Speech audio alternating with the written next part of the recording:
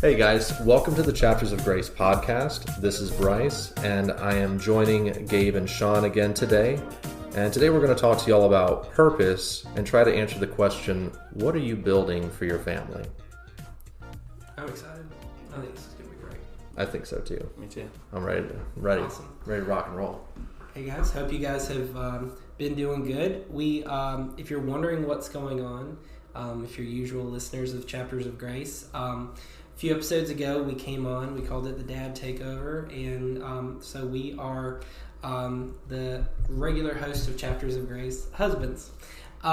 So today we're just going to talk about being husbands and fathers, and so if you're a regular listener and your spouse doesn't listen to it, the reason why we wanted to do this is we wanted, we're all about families, and we're huge proponents of God-driven families, and so we just wanted to have options for everybody. So it's officially now all the spouses, now that Blair's joined the crew, so it's officially all three spouses. Loving it. It's a good time. Yeah, it's gonna be awesome. So we're excited. So Bryce, you want to get us started off with this conversation? Yeah, so talking about purpose, as I was talking about before the show, I was every night, my son and I, he's just such a boy. He's almost 3 years old, and we have to have like a 30-minute, no holds barred pillow brawl. He's getting knocked down. He's taking me out, covering me up with everything in the room. And so one of those times, while he was distracted, I was laying on the floor, and I looked at Blair and I said, I've been listening to some podcasts about being a man, and one of the biggest takeaways that I've gotten that was indirect, but just the Lord's kind of been showing me is, when we decided to have a family, it was like our decision, but at the same time, there was something activated where when we decided to have kids, my immediate purpose then became to be a father, and to not only be like, I'm not just being a father, but now there's an opportunity, like my entire purpose in life is driven by that. And I have the responsibility and accountability with the Lord to build something with my family that lasts generations, that spans far beyond my own reach.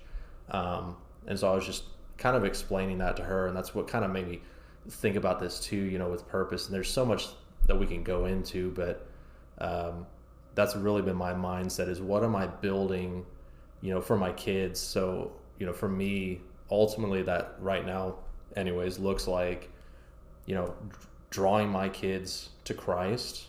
We every night we pray, like, God, have our children. We give them to you, take them, draw them into you and to know you and love you. And then, building for them, we want them to be, just socially adept, and then also we want them to be world changers. We want them to go out into the world with a mindset of victory, just like we've been talking about in church. Like, we've been given the ministry of reconciliation now as Christians, and so like I want my kids to go out into the world with that same mindset. Like, the world isn't happening to me, I'm happening to the world, and whenever we go into something, like, something is going to change because I'm there and I'm causing an effect on the environment around me. That's kind of just where I've been camping out recently. Like a walking invasive plant species. That's right. Legit. And all of you guys that have kids out there know your kids in some way or another affect the environment around them, because they don't know any better yet. Yeah, that's I was telling somebody today, my youngest, he has such a unique personality. It reminds me of a lot of myself. He is definitely my clone. But whenever he comes into a room, he's there. Yeah. Like, he is just like loud and boisterous, and he has no inside voice. Yeah. So like literally all the time, like, all right, use your inside voice. Because every time we're, it could be anywhere in church, anywhere, he is just, but I love that about him, and I know I know one day he is going to use that for God. Like, every time I look at him, it literally just brings me to tears, because I know that he is going to use that loud voice of his to either preach or sing or both one day.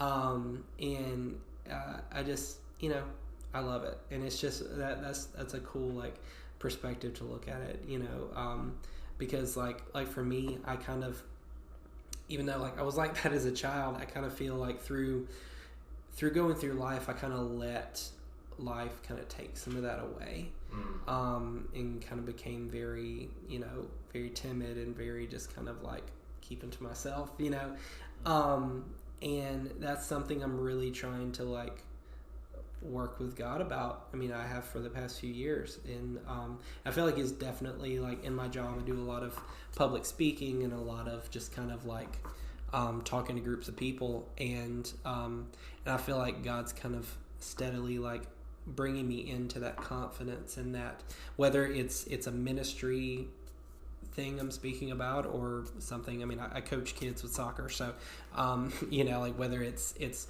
pouring into them through that way. I feel like God took me from being just very timid and very like afraid to speak, because I felt like I didn't have anything to say, or I wasn't smart enough, or I was going to say the wrong thing, to giving me the confidence to whether it's minister to someone or tell somebody how to kick a soccer ball. I feel like there is something there with that. That's something that you kind of have to ask God to cultivate, and again, I want to see him like do in my kids. So, so that's where like, it's my job to like recognize that's what happened with me and pour into him, so that, he doesn't have to go through that time where it pulls back and, you go inside and you're afraid, like, where I can kind of like, that's one interesting thing of like fatherhood that I didn't really like. You don't really think about those things whenever it first happens, when they start getting older, you start getting into the like intricacies of being a father. Oh yeah. Yeah. Something you said there just made me think about, like, especially my two kids, like my personality is represented in both of my kids. My oldest is where I can be, it's very easy for me to be introverted and be quiet and sit back and just listen and be very shy. That my oldest has when I always got in trouble as a kid and did way more stuff, and that's why I had stitches all over my face before I was probably my oldest daughter's age right now. I think I had all my stitches by that point. But just personalities, but seeing sometimes too for my oldest, there was a lot of times like in church growing up, like I was very shy, like to talk about God or talk about things like that. It didn't, and it was just, and I see some of that in her sometimes, and that was a lot of like as I became an adult and growing out of that shyness, because it is easy for me to sit back and be quiet, but also letting her know like, hey, you can talk about Jesus. You don't have, it's nothing to be embarrassed about. It's nothing to be ashamed about.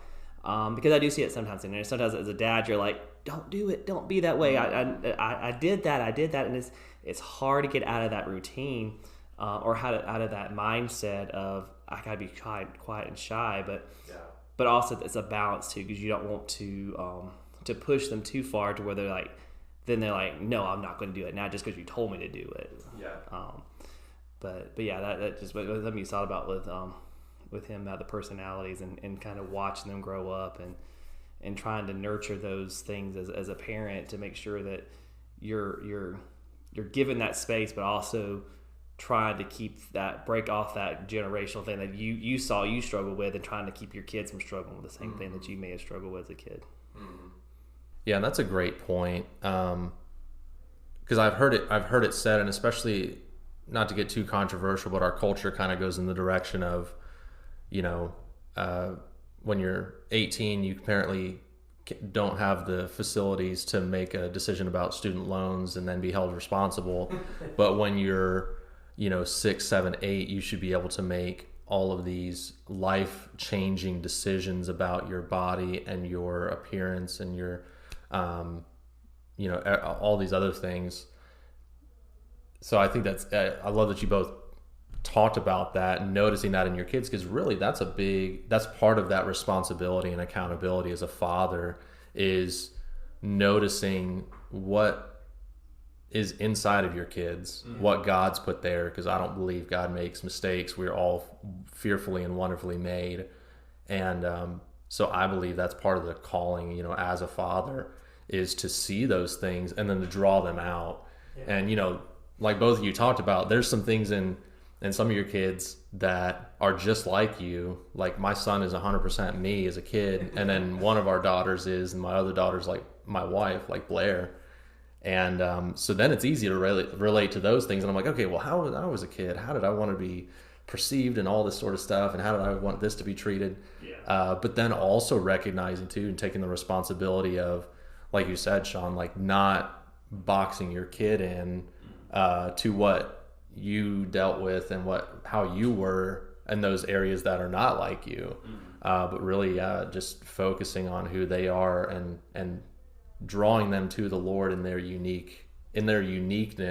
Yeah. Because it's, I don't know how you could look at a 5 or 6 year old and say, all right, you've obviously you've got it figured out, just like find your way. And it's like, yeah, it's like, man, there's imagine being a little kid and being kind of just thrown out into the world and expected to figure it out. Like, no, there's a big responsibility for guidance there and godly guidance to lead your kids, into fruition, really.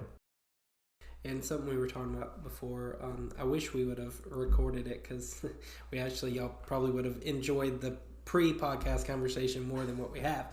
But and I think we talked about this last time too, and in our small group that we have, I do a dad's small group for our church, it always kind of ends up coming up, but being intentional and intentionality in what you do. For me, it's what I do as a father, what I do as a husband, a friend, a son, a boss,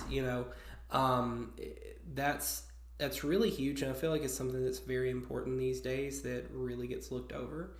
And it kind of goes into all of this. One of the things I'm undiagnosed ADHD, but I have only really recognized that over this last year of my life. A lot of the things that I kind of leaned on as a crutch to like I was homeschooled, and nothing against homeschooling. I was homeschooled in a van on the road. My parents were traveling clowns, and literally, I love you, Mom and Dad. But it was an unorthodox, way to be raised and schooled. So I've taken a lot of that through my life and really leaned on just you're not smart, Yeah. And I really let that consume me for a long time, and I let it kind of just seep into every part of me, and I've realized that I'm not an idiot. I definitely wouldn't say I'm a genius, but God has given me a purpose. He has given me gifts to get me, towards that purpose. And I've had to really, dig in over this past, I would say year and a half, to really know that and cultivate that and really pursue wisdom and just kind of continually learn, and so within that, just being just learning to be intentional about everything that I do in my life, because with ADHD, you're just kind of bouncing around to so many different things. And multitasking is I cannot multitask. I feel like I can in my mind. I've always thought hey, you're a great multitasker, but that is my worst enemy, because I'll never get anything done. At my house, I'll plan a weekend, have a free weekend. I'll plan, I'm going to do this, and this. I start every bit of it, and don't finish it until 3 years later, possibly. So yeah, I mean, that's just one little facet, but it really goes into, like, I've had to be intentional because I've done the same thing with my kids, with my wife, at work, and I have to organize myself. I have to, if I say we're going to go on a date night, I have to follow through with it. I can't just have good intentions and hope that it happens. Because for me, if I don't actually do something in that moment, schedule it, get it all done, and mark it off my to-do list, it's never going to happen. Even if I really genuinely in that moment want to do it, and so what I've really had to do here recently, Bryce, I've always loved how you talk about how intentional you are with your kids and how you do certain things at bedtime. You do this, you do that. You have to do that, whether you have ADHD or whatever. It's not just about that. That's kind of the kind of the thing that fuels a lot of my issues and things. But no matter what your situation is, with your kids, with God, with your wife, at work, at church, with your friends, with anybody that you're around, you have to be intentional about everything that you do, everything that you say. Yeah. It's really paramount to all of this stuff that we're talking about working. Yeah. Because you kind of one thing that with me, I can't just all willy-nilly, I have a million different podcast ideas, YouTube channel ideas, different stuff on my phone and my computer that that's kind of a hole that my mind goes into. I love marketing. I love creating things. And I'll sit here for 3 hours and talk about a new business idea with you. But if I'm not intentional about making that happen, it's never going to happen. That was 3 hours of wasted time. I was looking for a file on my iCloud the other day and found literally 10 different podcast ideas that I had written episodes for, created the theme music for it, everything, but nothing ever came of it. So that was hours of my life that I could have been talking to somebody about God. I could have been painting my cabinets. I could have been on a date with my wife that just wasted, completely wasted. So I think, and you guys can weigh in on this, but I think intentionality is a big part of all of this that we're talking about. Yeah, something you said earlier made me think about just kind of tying in about being an autopilot. Sometimes it's easy as a husband and as a dad, and just in your everyday. I'm a person that I have routines, and when I get out of my routine, it's easy for me to go on autopilot on a new routine like that. But yeah, so sometimes being on that autopilot, it's easy to just go about doing the mundane things, and you don't realize sometimes it's been easy for me to look back and wow, I haven't been on a date in a while, or I've not spent time with my daughters in a while doing certain things or whatnot. Because it's easy to get in that simple, I'm just cruising along, things are going good, things. And sometimes you have to be intentional about making time for your wife and going out on dates and also looking for opportunities to talk to your children about God. I had a perfect example this morning. I know y'all know about my roof situation I've been dealing with for, a year almost. And we've been praying about it, and been talking to my oldest. I'm every night we pray about it, because her room was probably one of the worst ones. She had all the nasty water spots above her bed, and she said, are we ever going to get my room painted? So I'm not handling it. Once we get the roof fixed, I promise one day it's going to get fixed. And we've been praying about it. And so this morning, finally yesterday, we got it fixed. We got a new roof put on. But this morning, we were saying our prayers, and I was thanking God for, as we know, on the way to school every day. And it was saying, thank you for let's get a new roof. And so after we finished praying, it sounded hey, this is a good opportunity to talk to her, saying, hey, sometimes God always hears your prayers. Sometimes He doesn't answer right away. We've been praying for this for a year next month. Yeah. And so just kind of that being intentional, hey, like I could just let things go, just kind of let my mind wander, because I also self-diagnosed ADHD too, so I get that completely. But it's more kind of being that intentional. I kind of felt that prompt. It's more like, hey, just talk to her about that. Say, hey, like, God hears your prayers. You didn't answer right away. The answer may be no right now, but I know there's a reason behind it. I filled out the roofer we ended up getting. There was a reason we got them. Then the other one didn't work out, but it worked on the end. Sometimes you have to be intentional, even looking in those moments, to try to lead them to Christ and to grow their faith, and because that's good opportunities for her. I mean, there's many times we pray for things, and we had to run. I was like, hey, God answered our prayers. Like, this is like just being intentional and pointing those things out, because in their mind they may not realize or see like what they've been praying for, may not fully understand what they're praying about or what they're asking God for. Sometimes it's easy for us for a prayer to get answered and then not go back and thank them or point out and just show them like, hey, this happened, and help grow in their faith. And that's something else to be intentional about. Yeah, there's, between what both of you guys said, and I'm glad you brought up intentionality again, Gabe, because that's such a huge part of it. So I've got a few thoughts that I'll try to make not a monologue for the rest of the podcast. But, you guys know I design training curriculums for the company that I work for. And so it's adult learning, and I do it for our sales team. So it's adult learning, but almost like teaching children at the same time, because the attention span's so short. But so a few things there to tie back to what you're talking about, intentionality. Whenever we're designing curriculum and whenever we're, addressing issues and stuff, we start with the end in mind, which is like, kind of cliche, but it's true. It's like, okay, what do I want my outcome to be? Yeah. So with intentionality, like, what do I want my outcome to be for my family, for my marriage, and then start backtrack from there. Like, okay, what are the things that we need to put in place to make that happen?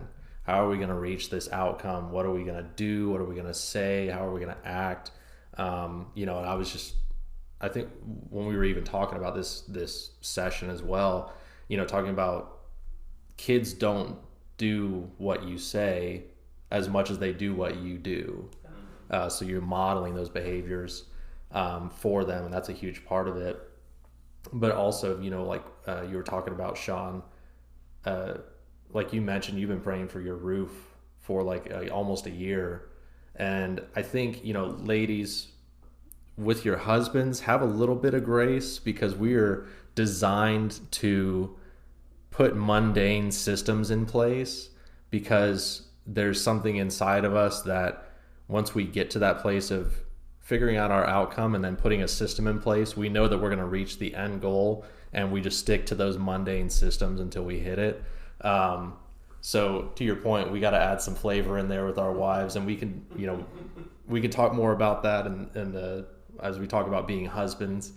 But in building our family and stuff, there's such it ties straight into like compound interest. As you're doing those same things day in and day out. That's why, like, with our nighttime routine, we do the pillow fight, we read some books, and then we pray. So even with as rambunctious as our toddler is being, because for some reason little boys, when they're extremely tired, get super hyperactive. I have to remind myself, like, these things, another thing in training, is that we talk about at my company is we don't do training, we do effective training. So everything we do has a purpose and a place, and we're measuring the results as well. So it's like we've decided that the pillow fights and the reading and the prayer are all vital components to, that bedtime, to nurturing our relationship with our son. And so one of the things I have to remember is no matter what the environment's like in the moment, we're not going to shortchange any of these things. Yeah. We're going to, goes back to intentionality. Like, we've decided these things are going to be here, and we're going to do them full on. We're not going to shorten any words. If the Lord's talking to us during prayer time, we're going to pray what he's praying and leading us to pray. And we're going to declare stuff over our children with just as much intentionality and fervor as any other time, as the first time we felt it. And it just goes back to that thing of we may not see it right now, but especially with kids, it's a minimum of 18 years process, before you're unleashing your kids onto the world in their own regard. They're taking ownership for their own life, for their own calling, for their own purpose, their own relationship with God ultimately. And so it's a long process, and you just gotta be intentional. Gotta be intentional and just stick with that. So what you guys both said, great things. But it goes back to just modeling that behavior for them, and not that we were necessarily not modeling the right behavior. It's just some of the things that we expect her to do, we're not necessarily doing ourselves, and so or she's not seeing us do them. So I'm just being intentional again, just trying to sit down and read the Word with her, and I'm like, hey, I wanted to read your Bible, but I'm like, we're not taking that time to be intentional to sit down with her and model that and say, okay, hey, we're going to take time right now. Let's read our Bible together. And we've done good about that. Again, back to the routine thing. I get a routine of it. I get thrown off my routine, and then it's like, okay, it takes me a little bit to get back on the routine again of doing it. So I think that was a good point, what you were saying about modeling. Yeah, I was saying my parents were clowns. My dad was an evangelist, and he would just travel from church to church and do revivals and different things like that, but it was done with a clown ministry. And so every service we did, there was a specific part where he would do we would play a song, he would be do something similar to like a mime, and kind of like mime out different actions throughout the song. And he would always have me come out also dressed as a smaller version of a clown. And we would the song that we would do is called "I Want to Be Just Like You" by Phillips, Craig, and Dean. Shout out to early 90s worship. Hey, they're still putting out music. So but and it's so funny, we were on our way back from Disney World last year and listening to random stuff, and it got to the point where we were just like with kids in the car for 12.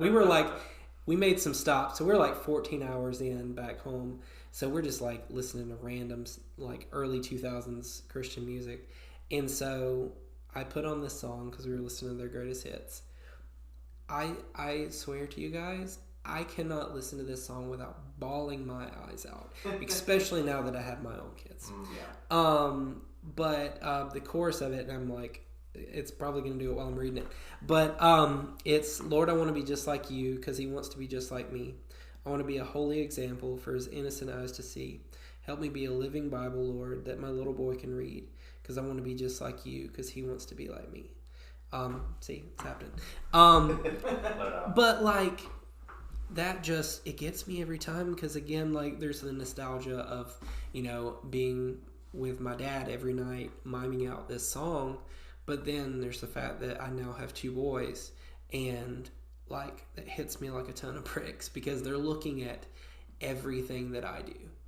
I can tell them all day long, like you just said, to read their Bible. But if they don't see me getting up every morning and reading my Bible, it's, you're just yelling out into the wind,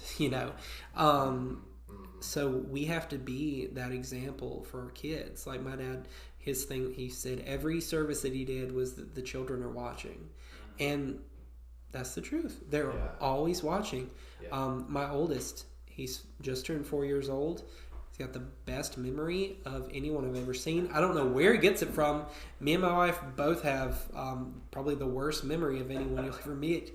But like it's insane. Like he'll come up one day and be like, hey, do you remember when we went to this place and did that? And there was this thing and that. And this was like a while ago. Like he was like 2.